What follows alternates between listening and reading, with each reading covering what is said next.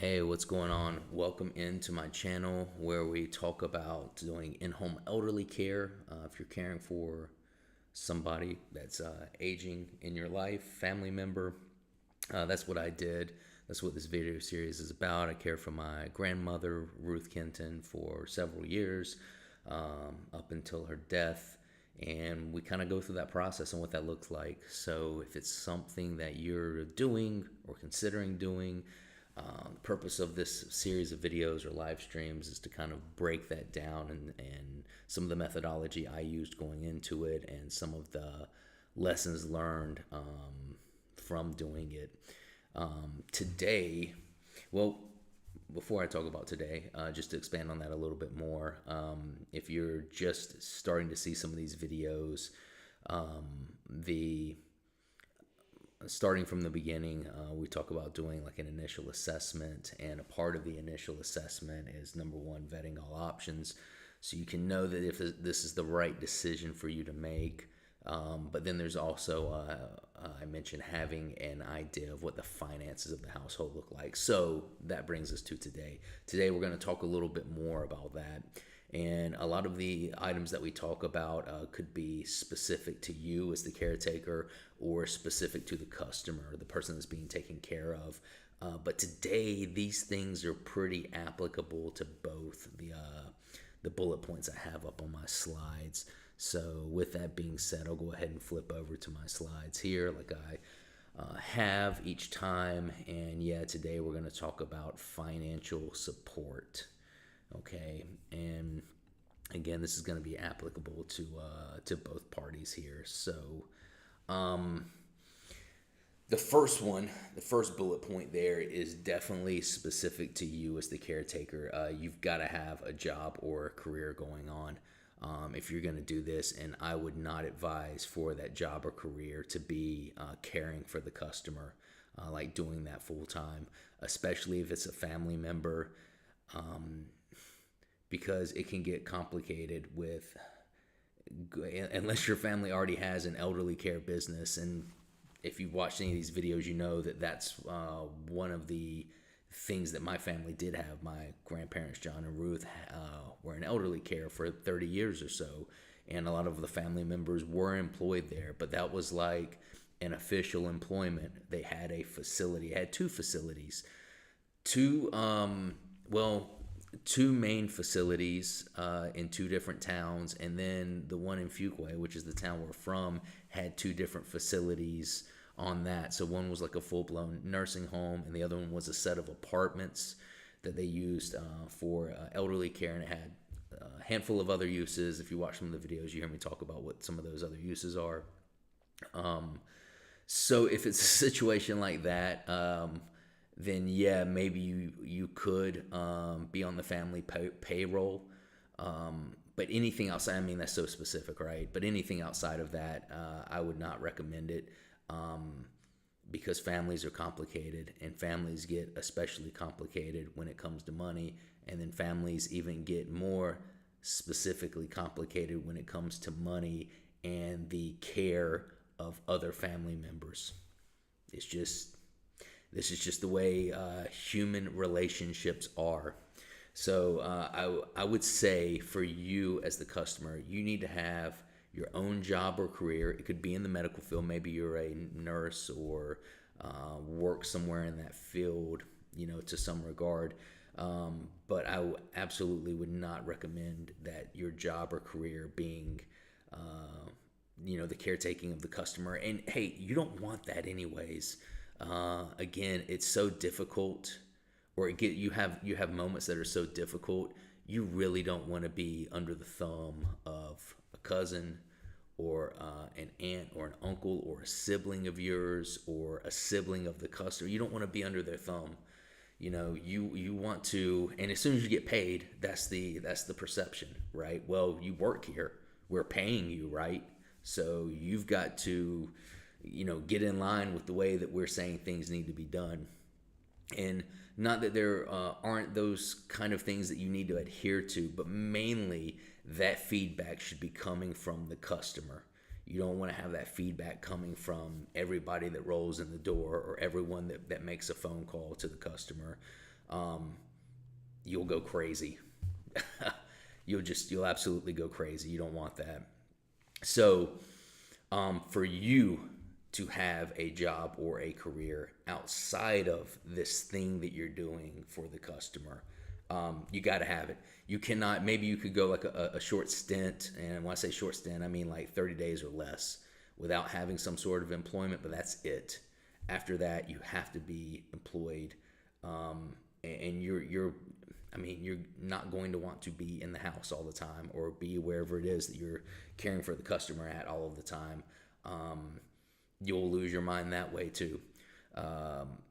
Yeah, so maybe you could go like a short stint while you're in transition or something like that. But I don't care if you're working at the local fast food restaurant or whatever it might be. I mean, the local grocery store, and I just use those examples because they're entry level positions. That most would be able to just go to and get a job, and there's not really it's not a high paying or status position. There's not a whole lot of negotiation when it comes to discussing wages. This is just like, boom, you fill out the application, they call you in a week and say, hey, you can work here. Even if it's that, got to have something. You're also going to want to have, which brings us to the second bullet point here, to have your own cash flow. Again, maybe you could do some sort of short stint where you do not have that because you've set yourself up, and you've got like a little bit of money. I mean, I've got the third bullet there about savings, but I'm actually going to talk about both of these points from the customer perspective too. But just staying with the caretaker right now, maybe you got like some savings or something small like that saved up, or actually even if you got a lot of savings saved up, you don't want to burn it that way. You want to have your own cash flow. You also don't want to be in the pocket of the customer or any of the stakeholders or anyone else involved. That's you're setting yourself up for a nightmare. Keep all of that stuff separate. Because again, as soon as you start doing that, there's a perception there and an expectation that I don't know if you want. I would not want it. I would not recommend it at all. You hear that somebody's borrowing money from a grandparent or from an aunt or an uncle, a cousin, whatever. Maybe you're I was pretty established when I started doing this. I was already an adult and had a career when I started doing this, a little further along in life. Maybe if you're 19 or 20, which, good grief, it's a pretty serious lift to pull off. But, you could be the right person to do it at that age. Just saying that because you need to have a certain level of maturity, and maybe you're not there. Some people could be at that point in life. But just saying that to say as well, probably at 19 or 20, your career is not established, or it's not as established as it's going to be when you're 33 or 34. Maybe, yeah, like I was saying, you have a short stint where you're kind of doing a little bit of that, or you've got like a side negotiation or arrangement going on with a customer or a family member, excuse me, or just a stakeholder, but that is not anything you want to do long term. Completely disagree with that. Okay, so to the customer. The customer needs to have some sort of cash flow as well.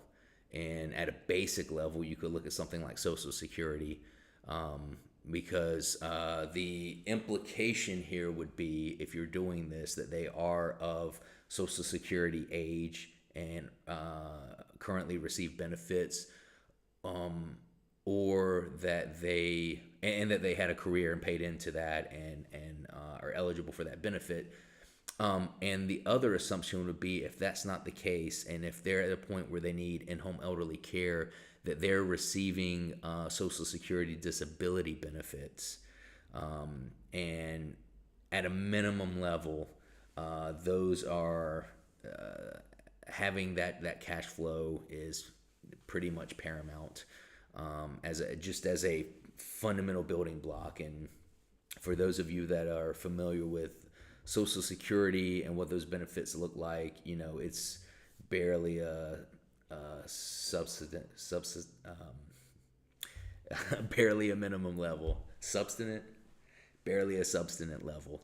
Uh, so it's not, no one's gonna get rich or have any kind of great financial success just with their social security benefit.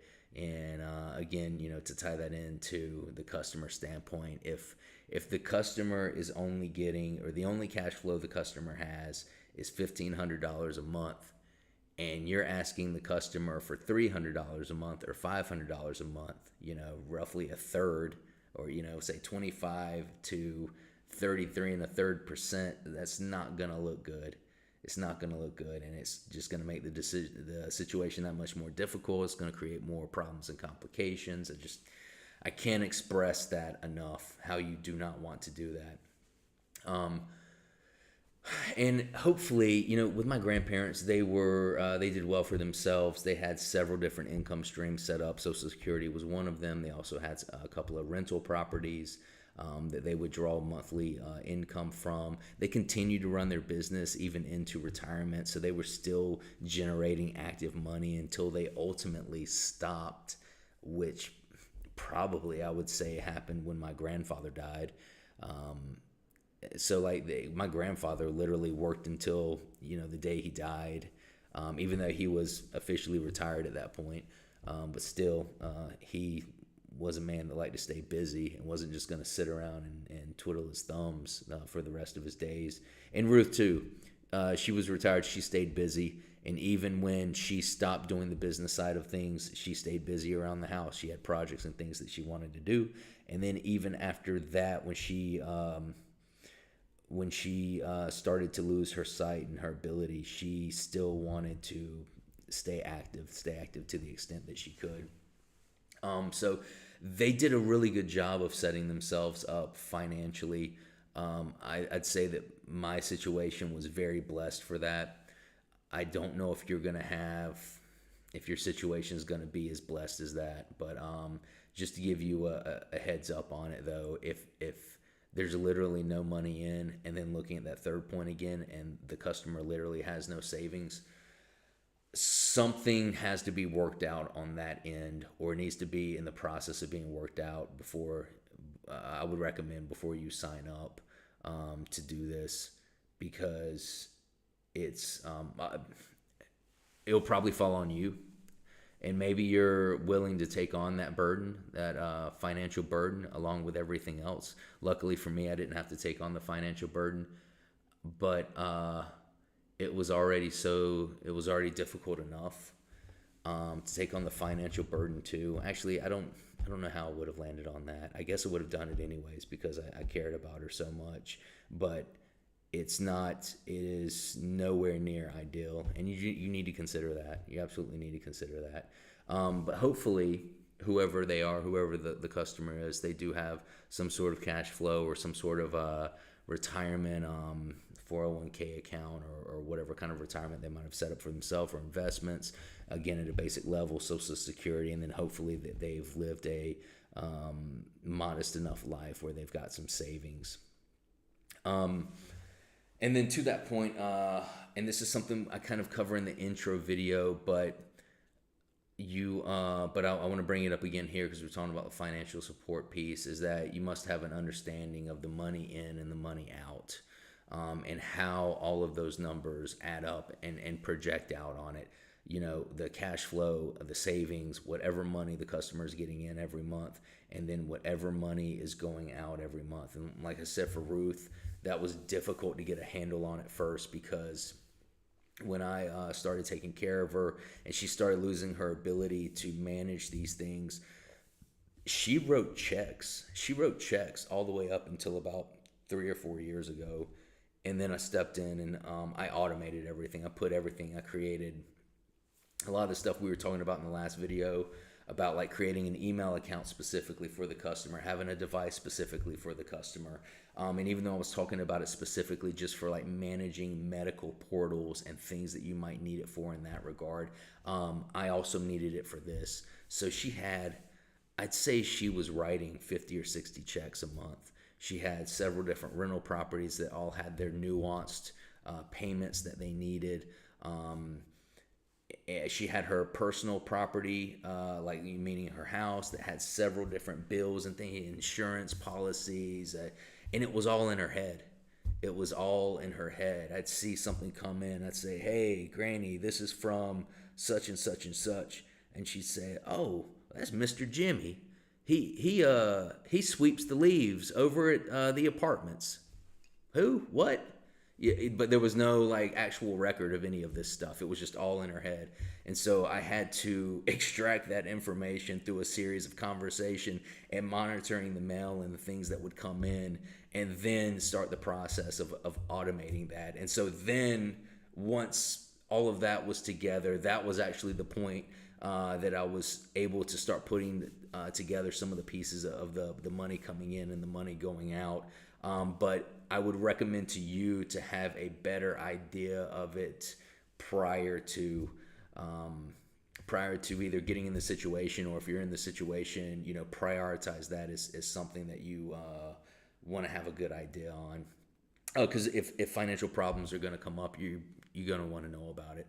And again, you want to project out if you are running a deficit, you want to project out when exactly that deficit's going to hit triple zeros. And then those are just for the things that we know of. That we're not even talking about the things that come up that you had no idea it was going to happen. She needs a specialized piece of equipment, or something on the house breaks, or all these other things that I've kind of mentioned over some of the videos. Yeah, you want to. I mean, same basic financial principles that any financial advisor would give you, or something that you probably already set up for yourself, especially if you've lived like an established life and you're posturing your financial life to build wealth, or at least to build a life that's not dependent on a paycheck to paycheck lifestyle. Yeah, so just those same principles, and that's a big point of how it will get you there. Let me lose, let me lose my video so I can show you guys these last ones. There we go. Okay. So I've got here that the stakeholders need to be involved. Yeah, the reason why I've got that is because if you're going to be there and you're going to be assisting in in managing some of this stuff, even if it's something as simple as, look, um, I never actually had any kind of legal jurisdiction to manage any of her financial stuff. Like, I never had her power of attorney, or anything like that. I was never listed as an account holder on any of her accounts or anything like that. It was just something that needed to be done, and her condition was changing, and it was making it to where she was just literally physically unable to manage it. But most likely, any of the stakeholders, and I believe I have spoken before about stakeholders that do have they're legally bound to the customer. You've got to have them involved. You got to have them involved, because again, things could go sideways quickly if they're not, and then something comes up or something happens and someone's got questions, and maybe it's something you did or didn't do, and maybe it was with good intentions, but still, just because they weren't involved, it can just get awfully complicated. And remember, the eyes of the family are on you, okay? And look, it's not that you've got to bow down to everything the family says, but it is important, okay? It's not nothing, okay? So you definitely want to have those stakeholders involved and let them know if you're going to do if you're going to the store and you're going to buy $100 worth of groceries, maybe they don't need to know about that. But if it's a specialized piece of equipment and you're going to spend $1,500, you're going to want to bring them in on that conversation. Or if it's something like I was saying, I took all of our accounts and automated them. I took some of them and I merged them with others. So she, like, for instance, or not technically merged, but like, for instance, she had Duke Energy is the energy provider in that area, and she had like 6 or 7 or 8, I don't even remember, different accounts with Duke Energy. And she would receive these bills at all random times of the month that she would have to write a physical check for and send out. So I took all of them and housed them under the same account online so that we could like look at them and monitor them. So that's something I wanted the stakeholders to know about. Like, hey, instead of like getting all of these rando invoices, we're going to take all of those, we're going to have them here. Here's the credentials you can log in and look at. That's a big piece too, making sure that you're letting them know that they've got accessibility. But here's everything right here. Everything's on auto draft. We can track how much the bill is, when it's due, and when it's actually going to be drafted out. Whew. Simple. So yeah, definitely make sure that you bring them into the conversation and the customer as well. The customer, it should just go, if you've watched any of these videos, you should just know, it goes without saying, the first line of conversation is always with you and the customer. Always with you and the customer. And then it disseminates now out to everyone else. So yeah, make sure the customer, and even though she didn't understand the internet and she didn't understand email, and she was concerned that something was going to get out on Facebook, even though she did not know what Facebook was, I still had the conversation with her and gave her an opportunity to ask questions so she could have a better understanding, even though I don't know if that understanding ever came. But she needed to at least know that moves were being made, and this was the manner in which they were going to be made, and that everything was okay. Because I got you, Granny. I got you. I'm running this show, and it's a good show. All right. Must be able to be flexible. And I'm, well, heck, that's just in general in all things, but I mean that financially as well. And that's why we're looking at all these items: cash flow, savings, understanding of money, going in, going out. Things will come up, and you must be flexible. And that's for both sides. That's for the customer, and that's for yourself as well. Something could change, and again, this is why you want to have your own career going on and not be dependent on family money, is because if something goes south or it changes, you want to be able to have the independence to adjust accordingly. And it could be anything. It could be something drastic, like you need to leave the situation, or it could be something less drastic but still is going to cost you money or affect you financially, or just whatever.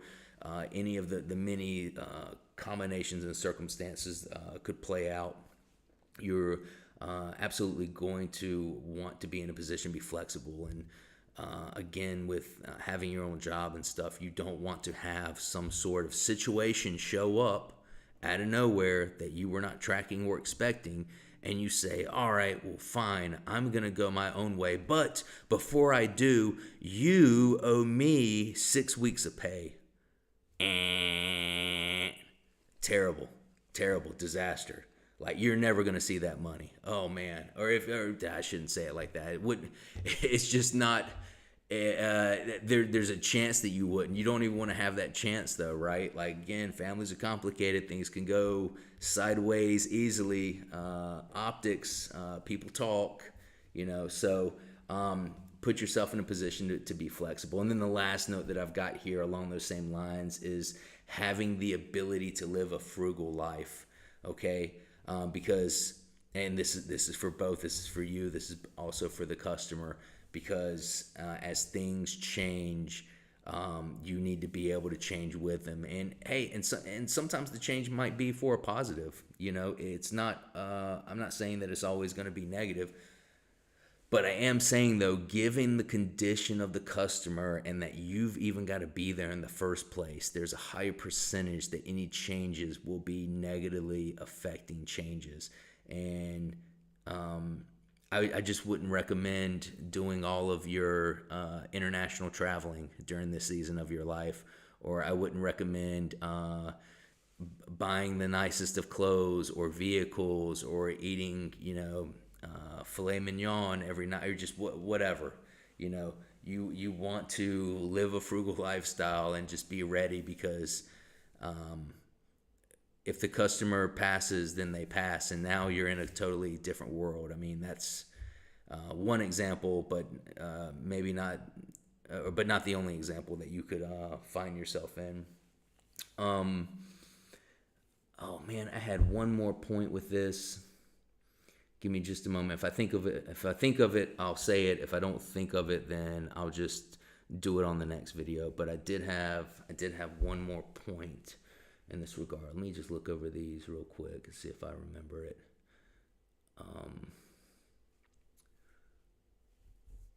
Nah, you know what? I can't remember it. I'll just cover it in another video whenever it comes back to me. That's why I do my bullet points.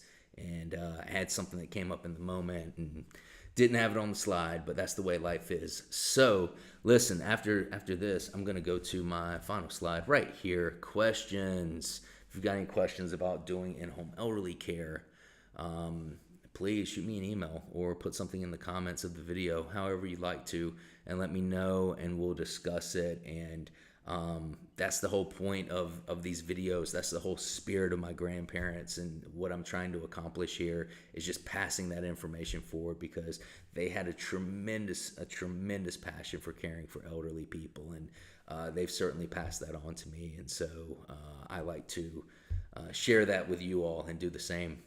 All right, well, thank you so much, and I will see you in the next video. Take care.